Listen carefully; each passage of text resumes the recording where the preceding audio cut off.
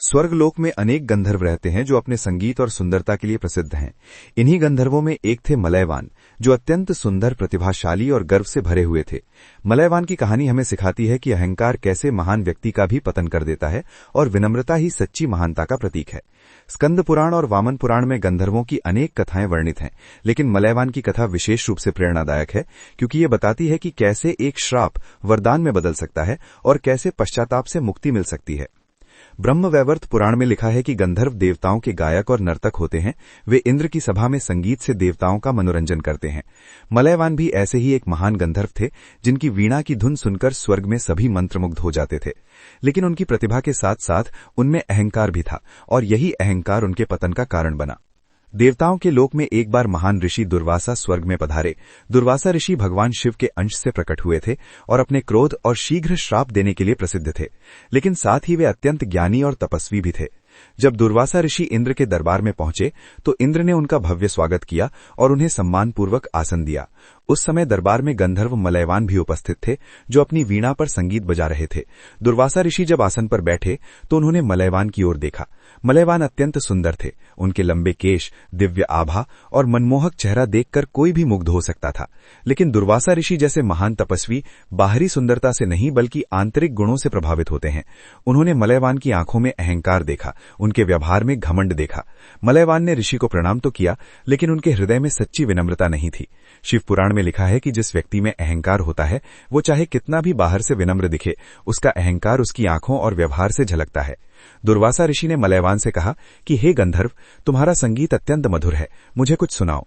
मलयवान ने सोचा कि ये तो एक साधारण ऋषि हैं, इनके लिए मुझे अपनी पूरी कला दिखाने की क्या आवश्यकता। उन्होंने असावधानी से वीणा बजाई, कुछ स्वर गलत निकल गए और उनका मन भी संगीत में नहीं था। दुर्वासा ऋषि समझ गए कि मलयवान ने उनका अपमान किया है। उन्होंने पूछा, क्या तुम्हारी यही योग्यता है जिस पर तुम्हें इतना गर्व है? मलयवान मुस्कुराए और बोले, महर्षि क्षमा करें, लेकिन मैं थोड़ा थक गया था। मैं पूरे दिन इंद्रदेव के लिए गाता हूं, अब मेरी उंगलियां दुख रही हैं। ये उत्तर अत्यंत अहंकारपूर्ण था। मलयवान ने यह कहकर दुर्वासा ऋषि को छोटा दिखाने की कोशिश की कि वे इंद्रदेव के लिए गाते हैं, एक साधारण ऋषि के लिए नहीं। पद्म पुराण में कहा गया है कि जो व्यक्ति अपने गुरुजनों और ऋषियों का अनादर करता है, वो अपने ही पतन को आमंत्रित करता है। मलयवान ने यही गलती की। दुर्वासा ऋषि का क्रोध भड़क उठा, उनकी आंखें लाल हो गईं और उन्होंने कहा, हे मलयवान, तुम्हें अपनी सुंदरता और अपनी कला पर बहुत अभिमान है। तुम सोचते हो कि तुम्हारे जैसा कोई नहीं। तुमने मेरा अपमान किया है, एक तपस्वी का अनादर किया है। इसलिए मैं तुम्हें श्राप देता हूं कि तुम अपनी सारी सुंदरता खो दोगे और एक राक्षस के रूप में जन्म लोगे। तुम्हारी मधुर आवाज भयानक गर्जना में बदल जाएगी और तुम्हारा दिव्य रूप विकराल रूप में बदल जाएगा। तुम भूमंडल पर सबसे डरावने और भयंकर राक्षस के रूप में जन्म लोगे और तब तुम्हें एहसास होगा कि बाहरी सुंदरता का कोई मूल्य नहीं। मलयवान सुनकर सन्न रह गए। उन्हें विश्वास नहीं हो रहा था कि ये क्या हो गया। इंद्रदेव ने दुर्वासा ऋषि को शांत करने की कोशिश की और कहा, हे महर्षि, ये बालक है, इसकी गलती को क्षमा कर दीजिए। लेकिन दुर्वासा ऋषि बोले, नहीं इंद्र, जो श्राप दिया गया है वो पूरा होगा। मेरा श्राप कभी व्यर्थ नहीं जाता। ब्रह्म पुराण में लिखा है कि महर्षियों का श्राप पत्थर की लकीर के समान होता है, वो अवश्य फलित होता है। मलयवान के पैरों तले जमीन खिसक गई। वे दुर्वासा ऋषि के चरणों में गिर पड़े और रोते हुए बोले, हे महर्षि, मुझसे अत्यंत गलती हुई है। मैं अहंकारी था, मूर्ख था, मैंने आपका अपमान किया। इसके लिए मैं क्षमा चाहता हूं। कृपया अपना श्राप वापस ले लीजिए, या कम से कम मुझे इस श्राप से मुक्ति का कोई उपाय बता दीजिए। मलयवान की आंखों से सच्चे पश्चाताप के आंसू बह रहे थे। उनका अहंकार टूट चुका था। दुर्वासा ऋषि का हृदय थोड़ा पिघला। उन्होंने कहा, हे मलयवान, मेरा श्राप तो पूरा होगा ही, लेकिन चूंकि तुमने सच्चे मन से क्षमा मांगी है, इसलिए मैं तुम्हें मुक्ति का मार्ग बताता हूं। तुम राक्षस रूप में पृथ्वी पर जन्म लोगे और एक विशेष समय पर एक महान आत्मा से तुम्हारी भेंट होगी। जब वो महान आत्मा तुम पर कृपा करेगी, तब तुम्हें इस श्राप से मुक्ति मिलेगी और तुम पुनः अपने असली रूप में लौट आओगे। तब तक तुम्हें धैर्य रखना होगा और अपने कर्मों का फल भोगना होगा। वामन पुराण में कहा गया है कि श्राप भी वरदान बन सकता है, अगर व्यक्ति उसे सही दृष्टिकोण से देखे। मलयवान के लिए ये श्राप उनके अहंकार को तोड़ने और उन्हें विनम्रता सिखाने का माध्यम बना। मलयवान ने दुर्वासा ऋषि को बारंबार प्रणाम किया और स्वीकार किया कि ये श्राप उनके अहंकार का दंड है। वे स्वर्गलोक से विदा हुए और समय आने पर पृथ्वी पर एक भयंकर राक्षस के रूप में जन्म लिया। इस जन्म में उनका नाम था त्रिशिरा या त्रिजटा। कुछ पुराणों में उन्हें कुंभकर्ण का अनुचर कहा गया है, तो कुछ में उन्हें एक स्वतंत्र राक्षस बताया गया है। लेकिन सभी कथाओं में एक बात समान है, मलयवान अब सुंदर गंधर्व नहीं रहे थे, बल्कि एक भयानक राक्षस बन चुके थे। उनका रूप इतना डरावना था कि लोग उन्हें देखकर भाग जाते थे। लेकिन मलयवान के हृदय में अब वो अहंकार नहीं था।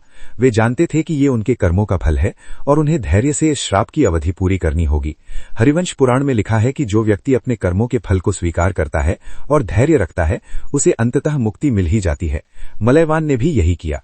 राक्षस रूप में रहते हुए मलयवान को अपनी पिछली गलतियों का पूरा एहसास हो गया। जब लोग उनके भयानक रूप को देखकर भागते थे, तब उन्हें याद आता था कि कैसे वे स्वर्ग में अपनी सुंदरता पर इतना घमंड करते थे। जब उनकी आवाज भयानक गर्जना की तरह निकलती थी, तब उन्हें अपनी मधुर संगीत कला याद आती थी, जिस पर उन्हें इतना अभिमान था। ये सब उनके लिए एक महान शिक्षा थी। उन्होंने समझा कि सुंदरता, प्रतिभा, धन संपत्ति ये सब क्षण भंगुर हैं, आज हैं, कल नहीं हो सकते। असली जो चीज स्थायी है, वो है हमारा चरित्र, हमारी विनम्रता, हमारा आचरण। भगवत गीता में श्री कृष्ण ने कहा है, अमानित्वम अदम्भित्वम, विनम्रता और दंभ का अभाव ज्ञान की पहली सीढ़ी है। मलयवान को राक्षस रूप में ये ज्ञान प्राप्त हुआ। वे समझ गए कि अहंकार सबसे बड़ा शत्रु है और विनम्रता सबसे बड़ा मित्र। समय बीतता गया और मलयवान अपने राक्षस जीवन में विभिन्न घटनाओं के साक्षी बने। एक दिन उनकी भेंट हुई एक महान ऋषि से, जो वन में तपस्या कर रहे थे। मलयवान का भयानक रूप देखकर भी वो ऋषि नहीं डरे। उन्होंने मलयवान से पूछा, हे राक्षस, तुम कौन हो और तुम्हारी कहानी क्या है? मलयवान ने पूरी कथा सुनाई, कैसे वे स्वर्ग में एक गंधर्व थे, कैसे उन्होंने अहंकारवश दुर्वासा ऋषि का अपमान किया और कैसे उन्हें श्राप मिला। ऋषि ने धैर्यपूर्वक सब सुना और फिर कहा, हे मलयवान, तुम्हारा पतन तुम्हारे अहंकार के कारण हुआ, लेकिन तुम्हारा उत्थान तुम्हारी विनम्रता के कारण होगा। तुमने अपनी गलती स्वीकार की, तुमने पश्चाताप किया और तुम धैर्य से अपने कर्मों का फल भोग रहे हो। ये तुम्हारे चरित्र की महानता है। जल्द ही तुम्हें मुक्ति मिलेगी। छांदोग्य उपनिषद में कहा गया है कि जो व्यक्ति अपनी गलतियों से सीखता है, वो ज्ञानी हो जाता है। मलयवान ने अपनी गलती से सीखा था और अब वे पहले से कहीं अधिक ज्ञानी और विनम्र थे। फिर एक दिन वो समय आया जब मलयवान की भेंट हुई एक महान आत्मा से। कुछ कथाओं के अनुसार ये भगवान श्री राम थे जिन्होंने मलयवान पर कृपा की, तो कुछ कथाओं के अनुसार ये माता सीता थीं। रामायण के कुछ संस्करणों में उल्लेख है कि जब श्री राम वनवास में थे, तब उनकी भेंट एक राक्षस से हुई जो वास्तव में श्रापित गंधर्व था। श्री राम ने अपनी दिव्य शक्ति से उस राक्षस को श्राप से मुक्त किया। जब श्री राम ने अपना हाथ मलयवान के सिर पर रखा, तब एक अद्भुत घटना घटी। मलयवान का भयानक राक्षस रूप धीरे धीरे बदलने लगा। उनका विकराल शरीर सुंदर होने लगा, उनकी भयानक आवाज मधुर होने लगी और शीघ्र ही वे पुनः अपने असली गंधर्व रूप में आ गए। लेकिन अब उनमें एक बड़ा परिवर्तन था। अब उनकी आंखों में अहंकार नहीं था, बल्कि विनम्रता थी। अब उनके चेहरे पर घमंड नहीं था, बल्कि कृतज्ञता थी। मलयवान ने श्री राम के चरणों में गिरकर कहा, हे प्रभु, आपने मुझ पर अहेतु की कृपा की। मैं एक अहंकारी गंधर्व था, जिसे अपनी सुंदरता और कला पर बहुत घमंड था। लेकिन दुर्वासा ऋषि के श्राप ने मुझे सही रास्ता दिखाया।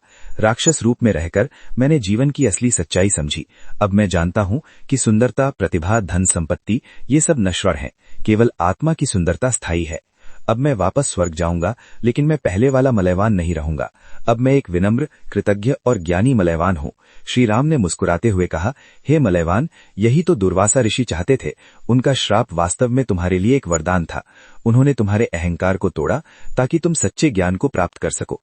अब जाओ और याद रखो कि जीवन में सबसे बड़ा गुण विनम्रता है। श्रीमद् भागवत पुराण में कहा गया है, तृणादपि सुनीचेण तरोरिव सहिष्णुना, तिनके से भी अधिक नम्र और वृक्ष के समान सहनशील बनो।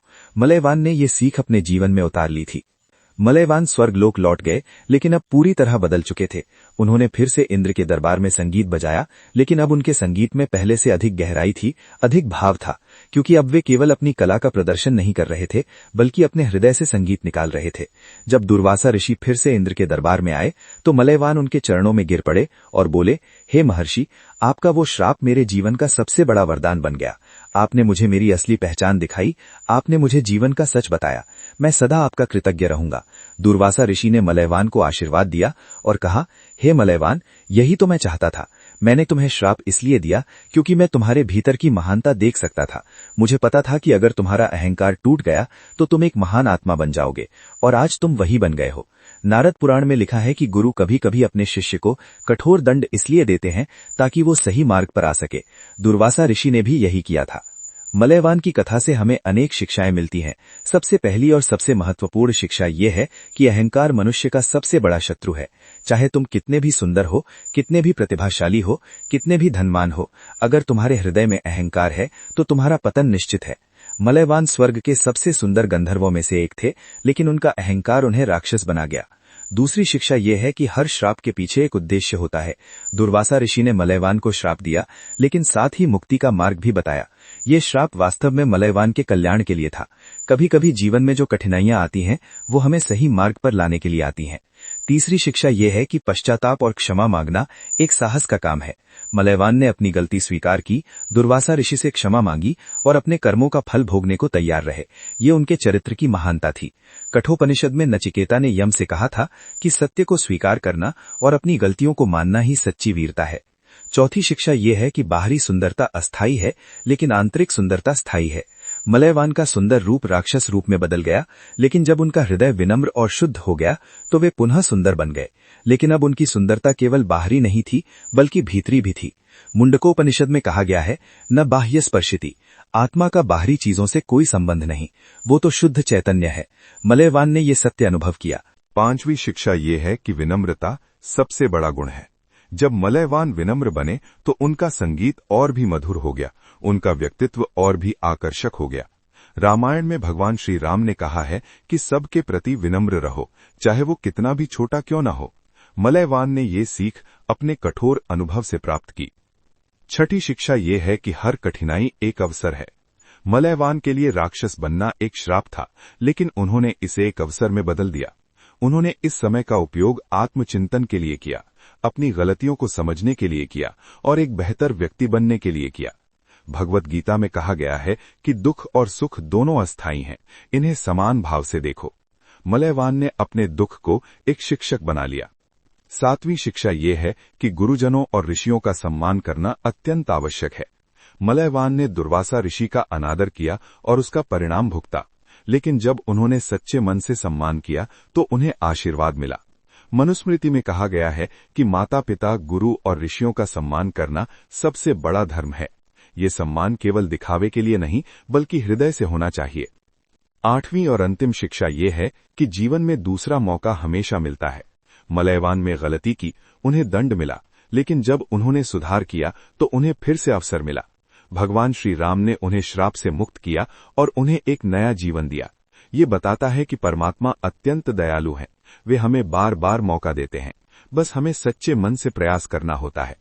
श्रीमद् भागवत पुराण में कहा गया है कि भगवान सभी को क्षमा कर देते हैं, अगर व्यक्ति सच्चे मन से पश्चाताप करता है। मलयवान की कथा इस बात का जीवंत उदाहरण है। उनका जीवन हमें सिखाता है कि गलतियां करना मानवीय है, लेकिन उन गलतियों से सीखना और सुधरना दिव्य है। जब हम अपनी गलतियों को स्वीकार करते हैं, अहंकार को त्यागते हैं और विनम्रता अपनाते हैं, तो हम भी मलयवान की तरह अपने असली स्वरूप को पा सकते हैं। मलयवान की कथा ये भी बताती है कि दुर्वासा ऋषि जितने क्रोधी थे, उतने ही करुणामय भी थे। उन्होंने मलयवान को श्राप दिया, लेकिन साथ ही मुक्ति का मार्ग भी बताया। ये एक गुरु की निशानी है। सच्चा गुरु वो है जो अपने शिष्य को दंड तो देता है, लेकिन उसका कल्याण भी चाहता है। दुर्वासा ऋषि ने मलयवान के भीतर की महानता देखी और उसे बाहर निकालने के लिए उन्हें कठोर परीक्षा से गुजारा। शिव पुराण में लिखा है कि भगवान शिव के अंश दुर्वासा जी अत्यंत कोमल हृदय के थे, लेकिन वे अहंकार और अधर्म को सहन नहीं कर सकते थे। मलयवान की कथा से हम सभी को ये सीख लेनी चाहिए कि जीवन में विनम्रता सबसे बड़ा आभूषण है, अहंकार सबसे बड़ा दोष है। चाहे हम कितने भी ऊंचे क्यों न पहुंच जाएं, हमें हमेशा जमीन से जुड़े रहना चाहिए, विनम्र रहना चाहिए और सभी का सम्मान करना चाहिए। यही जीवन का सार है, यही धर्म है और यही मुक्ति का मार्ग है। अगर आपको ये जानकारी अच्छी लगी तो वीडियो को ज्यादा से ज्यादा शेयर करें और चैनल को सब्सक्राइब करें। ओम नमः शिवाय।